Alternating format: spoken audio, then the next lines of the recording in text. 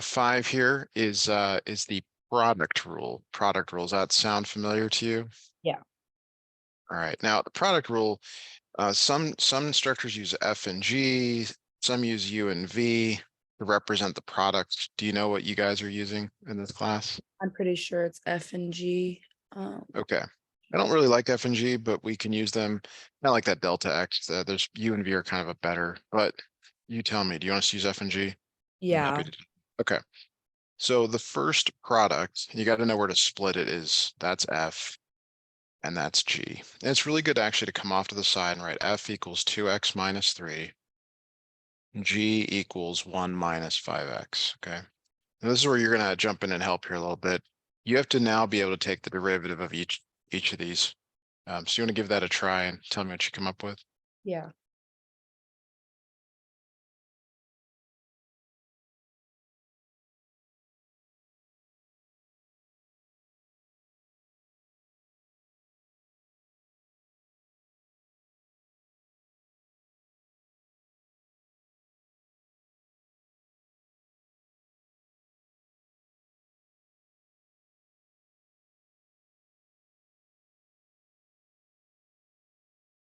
Okay, so do we get 2x and then negative 5x? Or So just 2. It's x to the 1 power. oh And right. Okay, so then x, but yeah. yeah. And I 2 know, I and know yeah, it's Monday morning, it's early, it's math, but like this part is like, it's expected when you do a problem like this, that this part is always known, that you can quickly do that, be okay. able to do the problem as well. All right. So now here, one of the issues with this is notation. So this original function is g of x, but we're now rewriting it as f times g, like that. Okay. And when we take the derivative of the left, I suppose it could be uncomfortable because you see g's in both places, but the rule is it's either f prime g plus fg prime, or these are switched. It doesn't matter because you're adding, but basically you're pairing a derivative with the original. You're pairing a derivative with the original plus the derivative with the original. So what I'm trying to say is, and it doesn't matter the order here, but you're essentially pairing, diagonally here Okay. with your derivative. So however you want to do that, I'll try to follow the order here.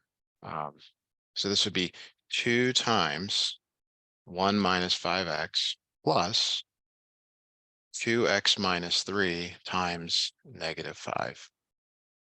Now, this is done. You have a derivative. It is not simplified. Every instructor course is different. Sometimes you have to simplify your derivatives, sometimes you do not. It depends. Like for me, the answer depends on what you're going to do with it.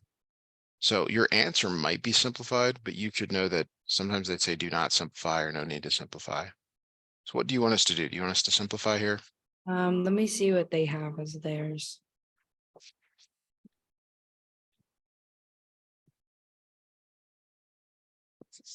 Yeah, they simplify. Well, just keep that in mind. It's from here. Okay. There's no calculus. It's just extra algebra. Right. It's maybe unnecessary, but this is what it is. So, you get 17 minus 20x or minus 20x plus 17, something like that.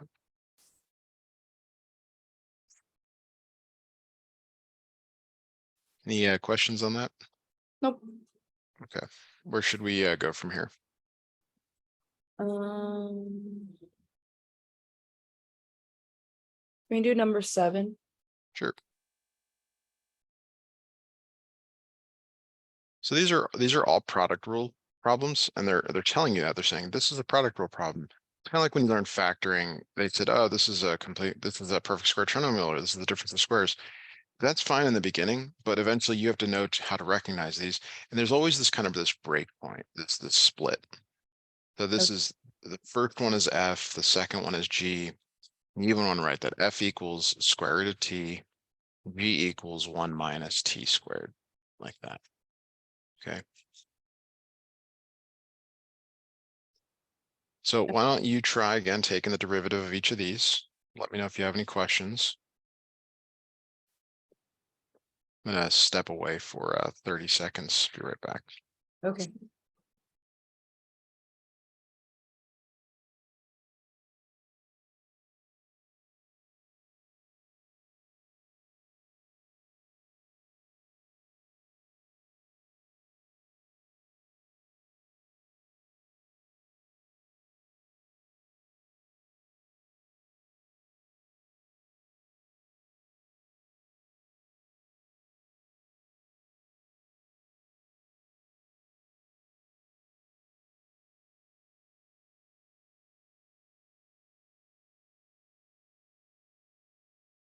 let me know when you've got your answers for this one. Yep, I got it. Good. So t to the half and then 2t to the 1. Okay, so the rewrite on the first one is t to the 1/2, but the derivative is 1/2 t to the minus 1/2. It's power rule. Oh, right. My bad. But yeah, the other one is minus 2t. That's good. So notationally, h of t is really now f times g. And Right. I'm not big on notation, but it does make sense here in this context to like look at it. So when you take the derivative h prime of t, you're doing this. You're taking the derivative of f times g. This prime means derivative, and that's where that f prime g plus fg prime comes in. And now you're just substituting in for those. So your derivative is 1/2 t to the minus 1/2.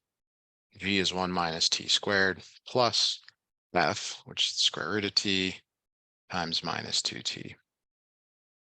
And again, simplify or not, I mean, you can do a lot of things here to simplify or not simplify. A lot of ways to rewrite this. I would not get caught up on that at this point. I would try to focus on making sure you're clean with your derivatives and being able to apply the rule here. Okay. So you have to know the power rule. You have to be good on the power rule and all the other rules that you're gonna have. Did you get a reference sheet on your test? No. Okay. Do you think you'll get one on an upcoming test? Well, we got a sheet of notes. Like he didn't give us like a reference sheet or anything, but we But were you can allowed. put you can put a sheet of notes on there. Yeah. Okay, that's good because there's if you don't have it, I'll send you that link again. But there's a full page of derivatives that you have to know Right. to be able to do well in this class. It's just have to know it. So all right. Where should we go from here? Number 15. 15. All right. All right. So rotate left. There we go. All right. So we're into the quotient rule. Quotient rule. So the quotient rule you use when there's no other option. You would prefer to use product rule if you could, but this is clearly a quotient. There's division, there's top and bottom. It's kind of my preference to say top and bottom here. So again, you label the top f and the bottom g. So your g of x is really f over g, and your f equals sine x, and your g equals x squared, like that. So now you have to take a derivative here. So I'll let you jump in here and help me out with the derivatives. Let me know what you come up with, please. That's just cosine x and 2x. That's right. And for us, I mean, have the reference sheet out, table out, I'm not grading you. So here we go. All right, now this one is a new formula. And I don't know, this one is just harder for students to remember. So if you have that reference sheet, this would definitely go on there. It's the bottom times the derivative of the top minus the top times the derivative of the bottom over the bottom squared. Now, sometimes, let me just step away for 30 seconds, be right back.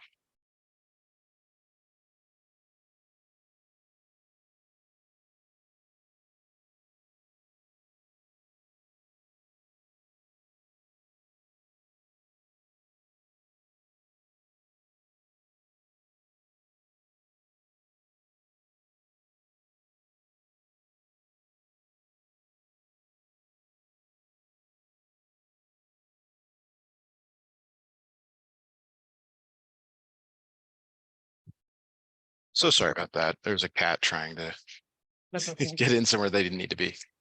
So let me know when you're there. I do apologize. No, I'm there. I got it. Okay. Okay. So the like this kind of on the top looks like the product rule. Like, I mean, it kind of does. I mean, I don't know, it depends on, how detail oriented you are, but I think it's very different. And the order does matter now. Like you can't just be like, oh, it doesn't matter.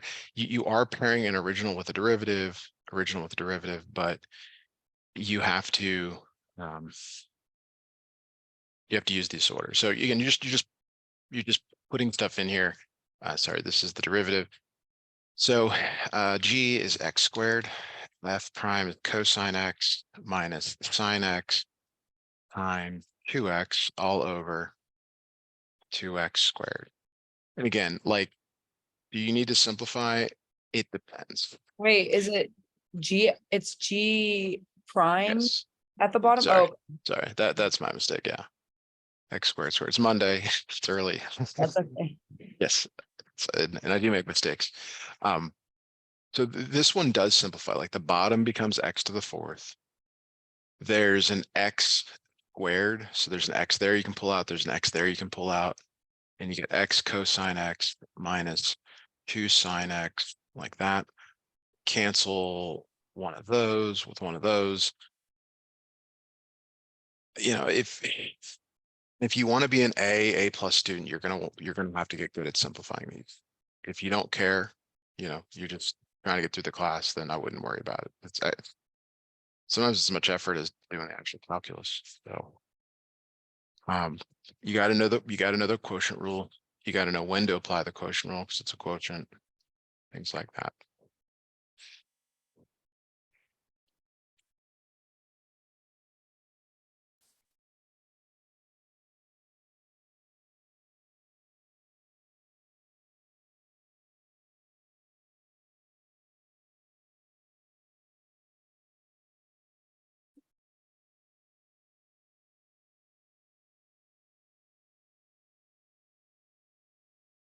Let me know where to go from here. Okay.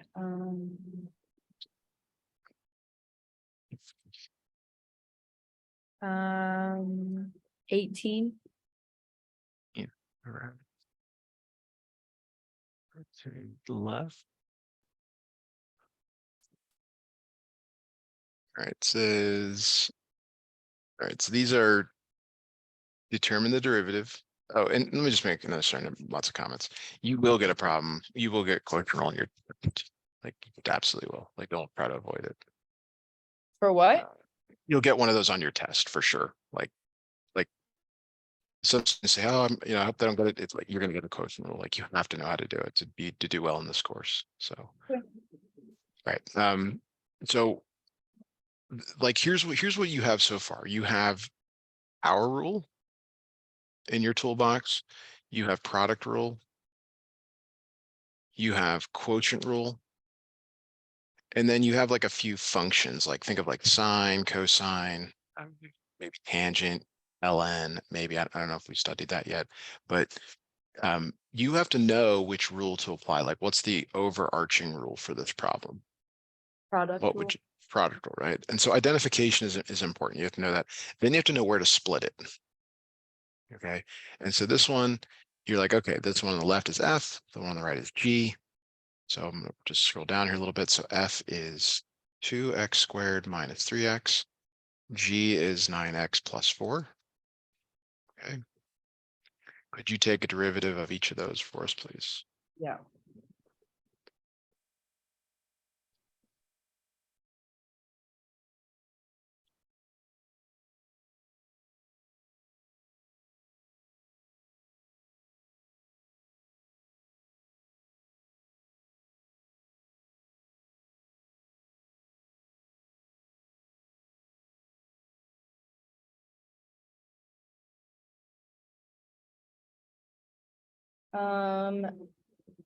F prime is 4x minus 3.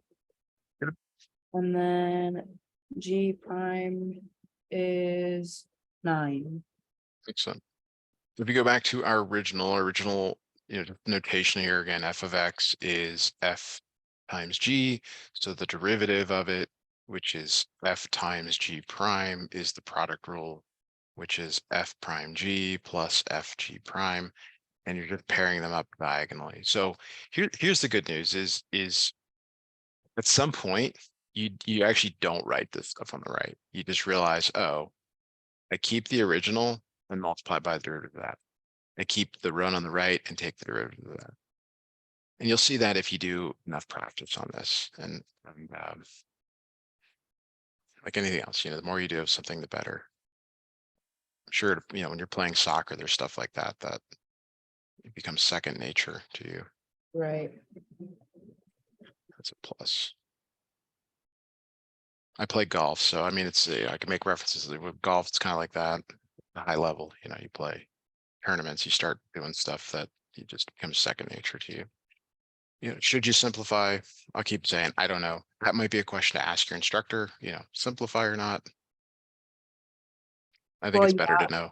I think usually we will simplify because even on his questions this weekend, like there were, I don't know, like there were questions or answers that were like the same answer, but they were written, I don't know, I feel like they were written to confuse us. I'm not gonna lie. So here's one reason it'd be good for us to look at the test is I can give you more information about the style of the instructor to help you. Like it Okay, may be that these homework problems are not really the right type of problems, okay, or I can send him now because I, yeah, whenever. Yeah. So I'll simplify this in case you want to have it in your notes. We do need to evaluate at -1, I believe, at some point here. So we'll get to that. What do we got here? 16x minus 27x minus 11x minus 12 plus 18x squared minus 27x. So it ends up being 54x squared minus 38x minus 12. So f prime at -1 is 54 times -1 squared minus 38 times -1 minus 12.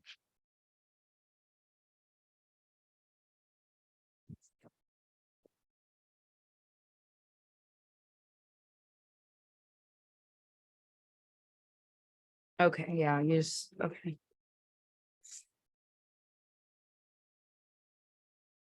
Okay.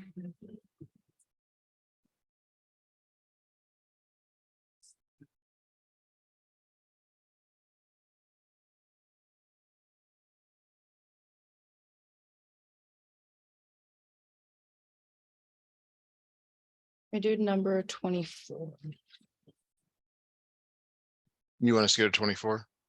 Or we can go to the, did you get the quiz problems yet? I did. So I mean, so the first thing I'm noticing, this is not like your homework because it's multiple choice. It's through the Canvas or Blackboard, or we got, I Yeah. guess you're probably using Canvas. Multiple choice is different, and these are all free response questions. So yeah, I mean, some of the same stuff. Yeah, these are tough. Some of these are really tough.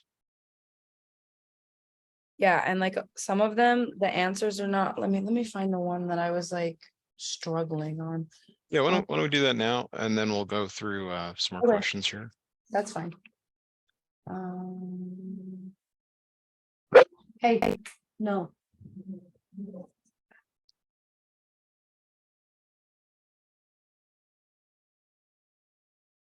Yeah, hold on. Because there was one that the slope was like written funny, like the answers were Par- all there, but then Is it the one that's parallel to the line? yeah,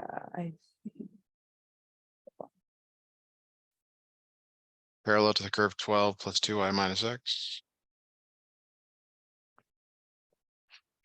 yeah. Because then Okay. where was the one? Oh, I wrote my answer as y equals half x plus pi. And then I think the answer ended up being So just to be clear, and I'm writing it because it didn't upload, but yeah, it's f of x, question 4, f of x equals sine x.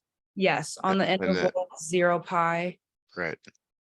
Oh, Um, and we want to know that it's parallel yeah, to 12 plus 12 plus, 2y minus x equals 0. okay. Yeah. So first thing, I mean, here's the first thing. What is the slope of this line? This, And yeah, how do you get the slope of this line? And you solve for y. What could you do that for now, real quick? yeah, I could do it right now. Maybe these will upload. Maybe, oh, they're there. Okay.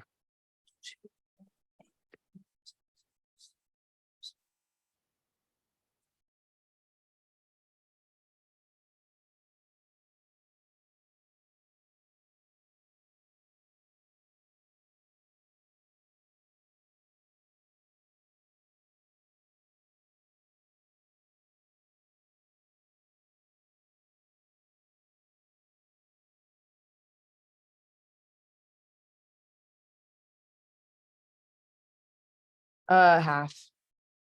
Yes, the slope is 1/2.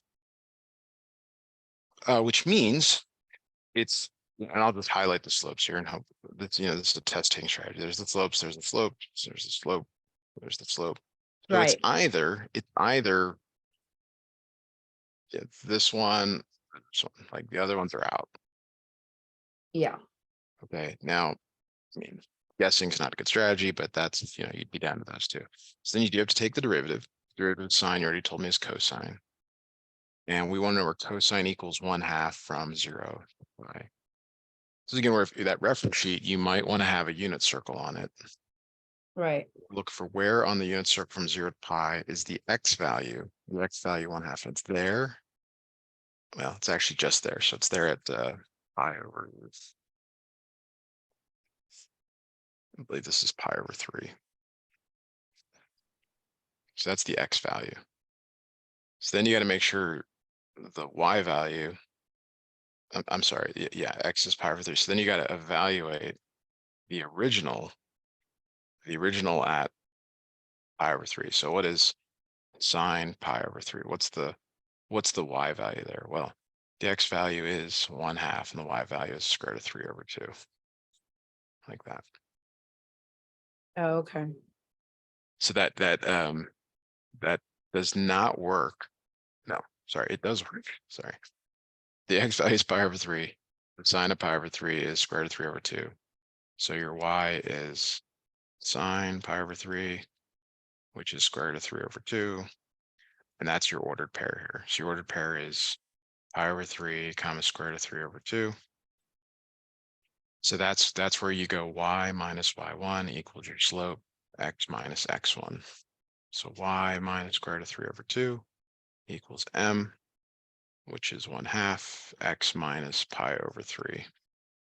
Okay. Yeah. See, that's where I was confused finding the second one because I didn't know where to get the This is a pretty challenging problem.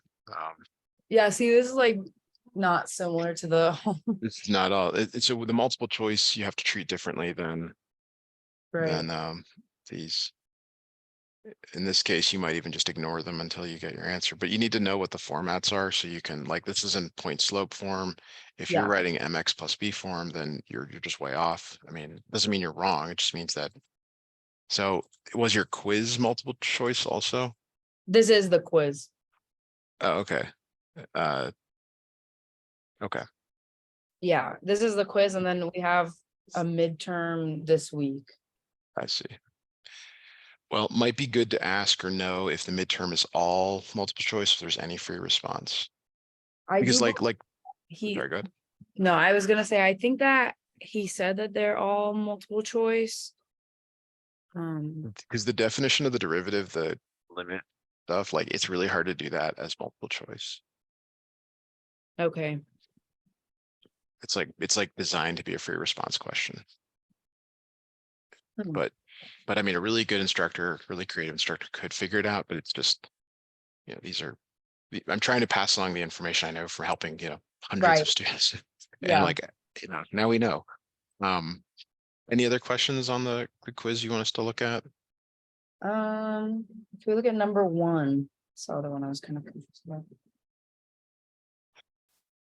Horizontal tangents, okay. Yeah. So when you see words like horizontal tangent, rate of change, you want to think derivative. All of this means derivative. So yeah, first you just gotta be able to take a derivative of this thing. Okay. So sometimes you need to rewrite it. 1/3 x cubed minus 2x. What is the derivative of this?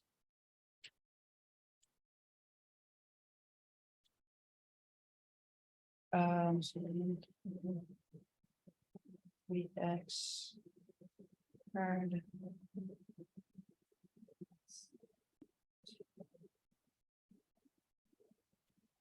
X squared minus 2. Okay, good. Now, horizontal tangents occur when the derivative equals 0. So you have to set the derivative equal to 0 and then solve for x. Okay, so when you solve that, can you tell me what you come up with when you solve this for x? Plus or minus square root of 2. Yes, so it's either the one selected or this one. Now, the y value comes from putting the x values in the original. Oh, okay. And that's like if we based on the other problem that we just did, like the only one that works is the only one that works. Okay. Yeah. Sometimes they do throw in these none of the others. I mean, I think that's pretty tough. That's yeah. So let's see here. You're putting in plus, so your f of x is x cubed over 3 minus 2x. So you're putting in the plus or minus the square root of 2 cubed over 3 minus 2 times plus or minus the square root of 2. All right. So I would, the one on the right here, I'm fairly confident you would know how to handle it. It becomes plus or minus 2 root 2. No big deal. Right. Not sure you would know how to handle this though on the left. Yeah. So the way you handle it is that root, that cube actually can go inside. So it becomes plus or minus square root of 8 over 3, like that. Square root of 8 is 2 root 2. So it's plus or minus 2 root 2, 2 root 2 over 3, plus or minus 2 root 2. And you can think of this one on the right as being over 1. Yeah. All right. So yeah, but you can't combine these as is. So you would have to multiply the one on the right by 3. That doesn't seem right either, because the answer does seem correct. Let's go to the graph here.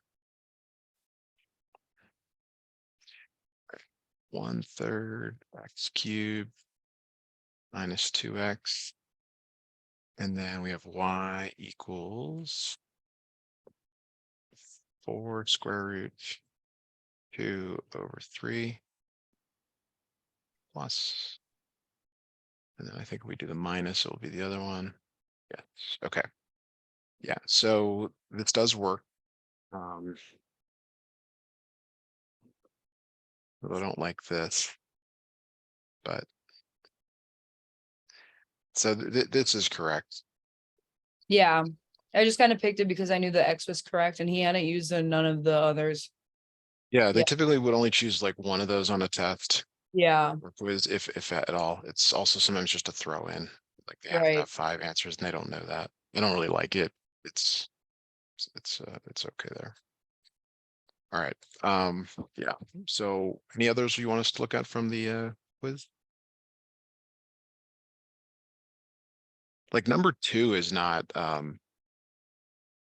really in this part of the course, but we didn't do any problems like number 2. Yeah, we kind of did that one. He showed us how to do it with like the square or the rectangles. Yeah. Yeah. Yeah, that one was easy. And then number 3 is like the stuff that we've been doing with the X and delta X. So that one was Yep. fine. Right. But I mean, like you could just, well, yeah, I guess you can. Yeah. See, like now for number 2, you would just, or number 3, you would use the quotient rule. You wouldn't do Yeah. that one by Yeah. definition of derivative anymore. He didn't explain that. See, like that would have been easier to know if we had Yeah, beforehand. exactly. Yeah, we didn't do that. And like same with number 5, I think too. 5, you have to know to expand and then take the derivative of each. That's what I did. So that was fine. But maybe one of the answers it was factored out. For Yeah, x see, cubed. the only challenging thing on this test, like I thought all the like all of my work is fine, like I didn't struggle or anything, but the problems that I did have were like he would have the answers written funny. Right. But because he's trying to keep you from just, so a lot of students just go out and use a calculator to take the derivative and then they can't match it up. So he's trying Right. to do that. Yeah, like for number 5, like I was looking at like I had like 4x to the third plus 4x, but then he wanted us to pull the 4x out. Right. So it became, yeah. Good. Do you just get one attempt on the quiz or two? Yeah. Yeah, All right. but I got all of them right, so. Yeah. Yeah. Mm, yeah, I didn't think it was that hard, but This is different than the homework though, very it different. Like is. the homework is like, if the homework is like leads into these types of questions. Yeah, and even like with the harder problems, like as the homework goes on, they're not similar to this. Like they'll just become like word problems and stuff like that. They're not like actual. So I'm like, I don't know what exactly I should be studying because none of the problems look like this. Are his lesson notes more like these types of questions? Yeah, I would say so. I think it's like a mix, but the thing is like watching his lecture just makes me even more confused. So I kind of stay away from them unless I absolutely need some more help. So Um, you could, for example, snip the questions from his lectures and we could work through yeah, them together. that's what I tend to do is I'll just skim through his lecture and look for the examples he gives, and then that's when I go through them. Because other than that, like I said, I just get confused because he just like rambles on, and it's like, what are you even about? But yeah. Okay. Yeah. Where should we go from here? Um, let me see.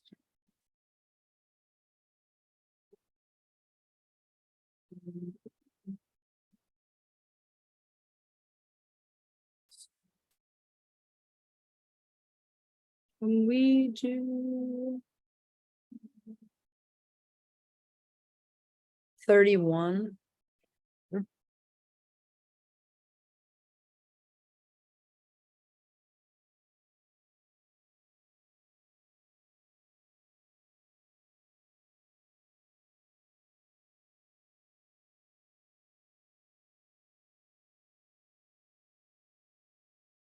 All right, so when you look at 31, at first glance, you might think it's a product rule. You got this X on the left, you got this thing on the right, and it could be.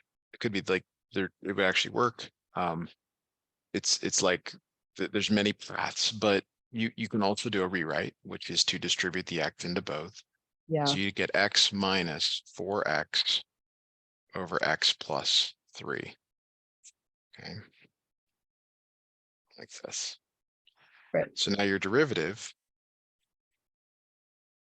on the one on the left here is just 1. The derivative of that is 1. Okay. Minus, now this is where you start mixing, having combination problems. This is a quotient on the right. So we're gonna take the derivative, but we have to go back and use the derivative rule. So f is 4x, that's the top. G is x plus 3. So this is f over g now. So the way derivative rules work is like, this is just power rule on the left, minus, you got a quotient rule, you got to take its derivative here. And that's where this gets harder, where you have to recognize, which one it is and how you can take it, things like that. Right. So can you give me the derivative of f and g here, please? F prime is just 4. Okay. G prime.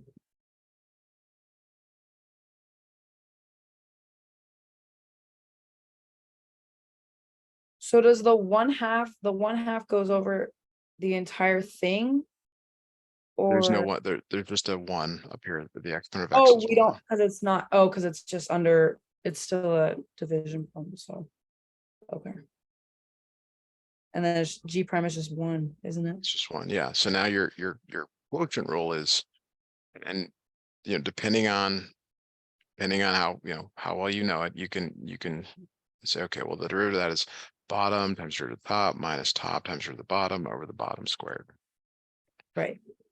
So now you just fill in the pieces. So it's x plus 3 times 4 minus 4x times 1 over x plus 3 squared.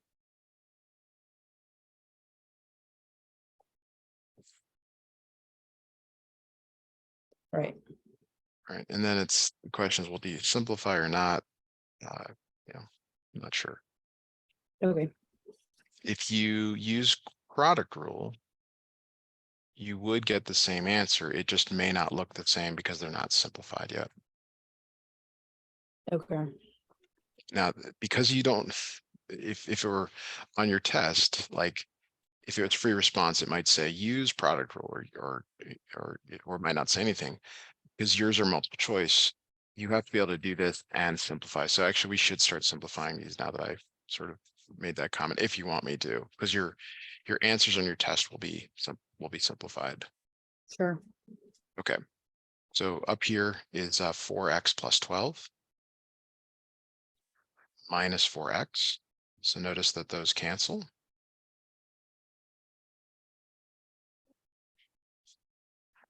But then this negative is going to come in to go with the 12. So it's going to be 1 minus 12, or I guess we can do it this way, over x plus 3 squared. So the answer could look like this, or the instructor could make a common denominator here and multiply both of these, or both the top and the bottom squared, like that. Mm-hmm. And then the bottoms are the same, so it's x plus 3 squared, and then it might be x plus 3 squared minus 12 as your top. Or this line where, because of formatting, it looks like this. Yeah.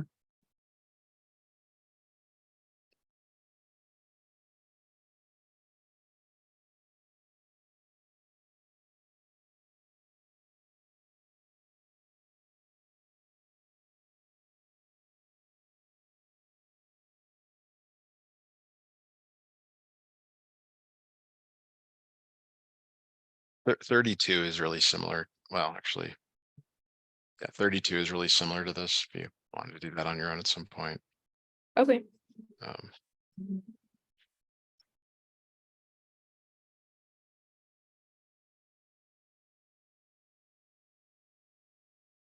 We do 65.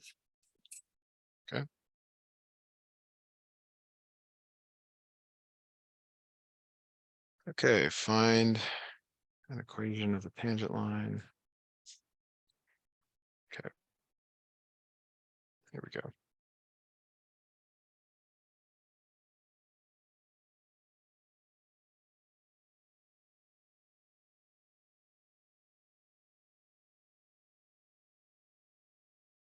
Find an equation line of the graph of f at the given point. F of x equals x over x plus 4, like that. So to find the tangent line, and this is your test question. You're gonna, most instructors use this form, point slope form.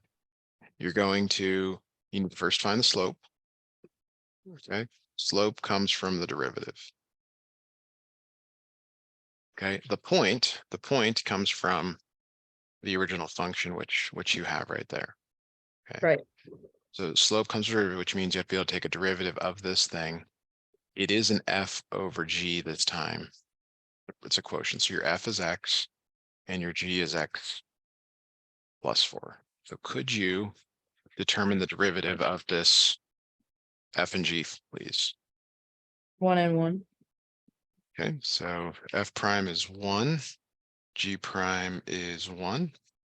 And so now your derivative is the bottom, which is x plus 4 times the root of the top, minus the top times the root of the bottom over the bottom squared. Now, instructors really like this style of question here, where they're linear on the top and the bottom, because the top always cancels out to just the number. Like you're going to see this here. This is x plus 4 minus x over x plus 4 squared. And you can see the x's cancel.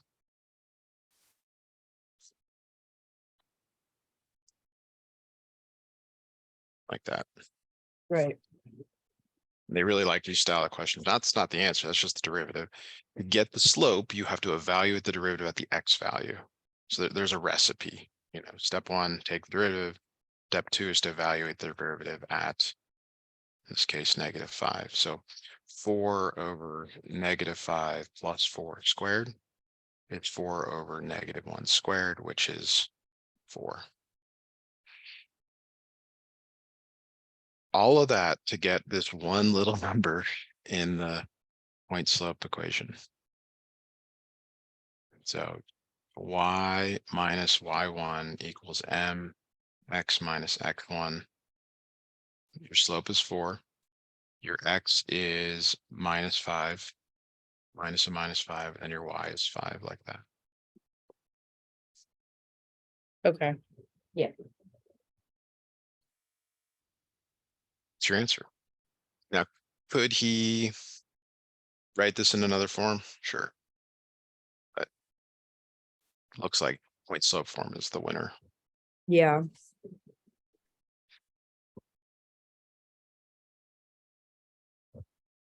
Can we do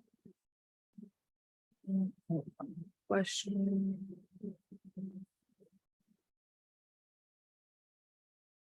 Oh, sorry, there's more to this. You're supposed to graph the original, using a graphing utility, you wouldn't have that. Yeah, never mind. You wouldn't have that. Yeah, that's why I skipped like the, Yeah. just A, because if he puts a graph on there, it's gonna be a multiple choice graph, which I'll just plug into my calculator and it'll be fine. Can we do 35, but it's like on the end of the questions, because it's the next chapter, it's a 2.4 instead of 2.3. Finding a derivative of a trigonomic function in exercises 35, 36, 37. Yeah, so this is you're moving into what's called the chain rule. Chain rule. So the chain rule, what could that be? So let's say it was y equals cosine of x. What would the derivative be? Negative sine x. Negative sine x, yeah. So you like off to the side, or you have a rule d dx cosine x is minus sine x, okay? But this is incomplete. This is like the simplified version of what it actually is. So it's really this, and I'm going to use slightly different notation. D du cosine u, all I did right there is change u to x, is Right. minus sine u, but then you multiply by what's called u prime. Now, what is u prime? U prime is the derivative of the inside function. Okay, so I'm going to give you, we're gonna reframe this problem here. So here's what we're gonna do. We're gonna rewrite this as y equal cosine u, and u really equals 4x. What is the derivative of u? What is u prime? 4. 4. The derivative over here on the left is minus sine u times u prime. That's this rule here. That's the chain rule. The chain rule is you take the derivative of the outside function, which is cosine, keep the inside function, multiply by the derivative of the inside function.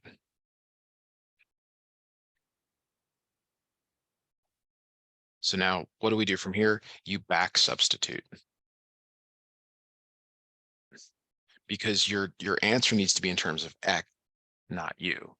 So your answer is minus sine instead of u, that's 4x, u prime, that's 4.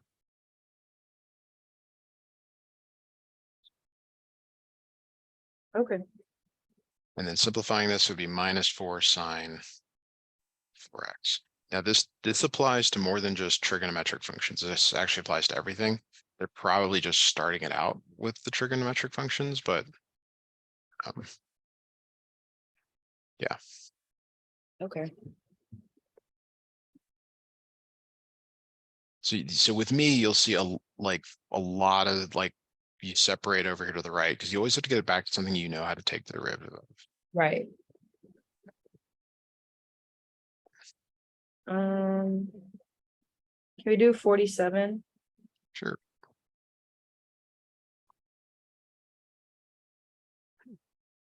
This just increased in difficulty quite a bit. Okay, can we do 45 then?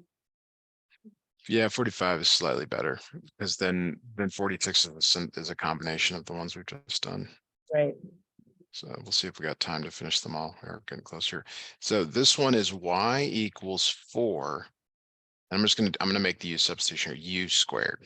And u is secant So you have to look at this and say, and they show this in the course as a composition of functions, which I don't know, some students like, don't remember, some do, who knows? But you have to sit here and say, okay, is this make sense? Is the U this? Okay, and maybe I'll back up here. Rewriting the original, it's really 4 secant x to the power of 2. Right. Yeah. And that's a rewrite. There's no calculus, but your U is typically like what's in parentheses, what's under an exponent, what's under a root, what's in the inside function. So Yeah. now on the left here, the derivative is, well, this is power rule. Like, you know how to do this. This is power rule. It's 8u, 2 minus 1 is 1, times u prime. And what is u prime? What's the derivative of secant? That's where you got to go to your table and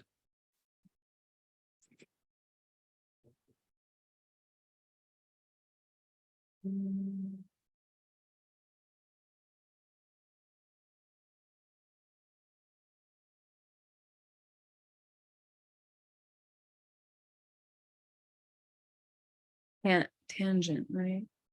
secant tangent. Oh, yeah, secant tangent.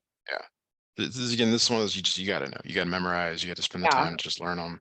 You know, I don't know, put them in your car. Put them. Just look at them. Eventually get them.